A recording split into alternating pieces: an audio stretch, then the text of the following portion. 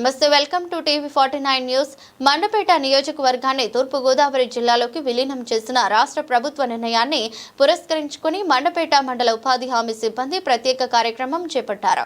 ప్రభుత్వం గెజెట్ విడుదల చేసిన నేపథ్యంలో బుధవారం ఉదయం మండల కేంద్రం కపిలేశ్వరపురంలో NREGS కార్యాలయ ప్రాంగణంలో ఉపాధి హామీ సిబ్బంది ఎమ్మెల్యే వేగుల జోగేశ్వరరావు, ముఖ్యమంత్రి చంద్రబాబు నాయుడు, ఉప ముఖ్యమంత్రి పవన్ కళ్యాణ్ చిత్రపటాలకు పాలాభిషేకం చేశారు. కార్యక్రమంలో ఉపాధి హామీ సిబ్బంది మాట్లాడుతూ మండపేటను తూర్పు గోదావరిలో చేర్చడం వల్ల పరిపాలన మరింత సులభం కానుందని, రహదారి మరియు జిల్లా అనుసంధానం బలపడుతుందని పేర్కొన్నారు.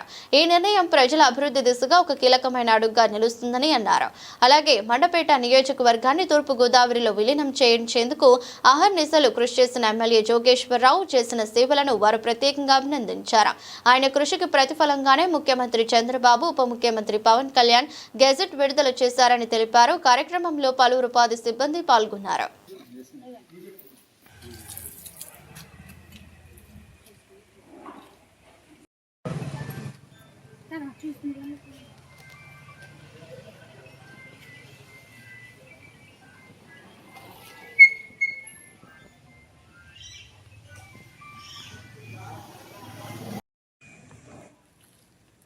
అందరికీ నమస్కారం అండి. ఈ రోజున మా మండపేట నియోజకవర్గం అనగా కపిలేశ్వరం, రాయవరం, మండపేట మండలాలని మా అందరికీ, ఈ 3 మండలాల్లో ఉన్నటువంటి ప్రజలందరికీ పరిపాలనా సౌలభ్యం, రహదారి విధానంగా ఉండేటట్టుగా రాజమండ్రిలో కలిపినందుకు మేమందరం చాలా గర్వంగా ఆనందిస్తున్నాం. ఈ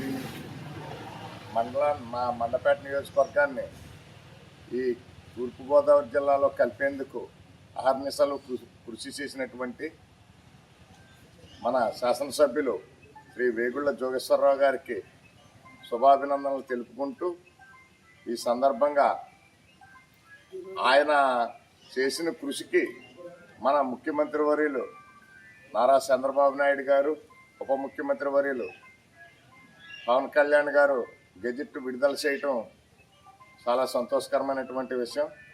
ఈ సందర్భంగా మేమందరం వారికి కృతజ్ఞతాభావంతో మండల ఉపాధి సిబ్బంది అందరం కలిపి వీరికి కృతజ్ఞతాభావంతో పాలాభిషేకం నిర్వహించడం జరుగుతున్నది.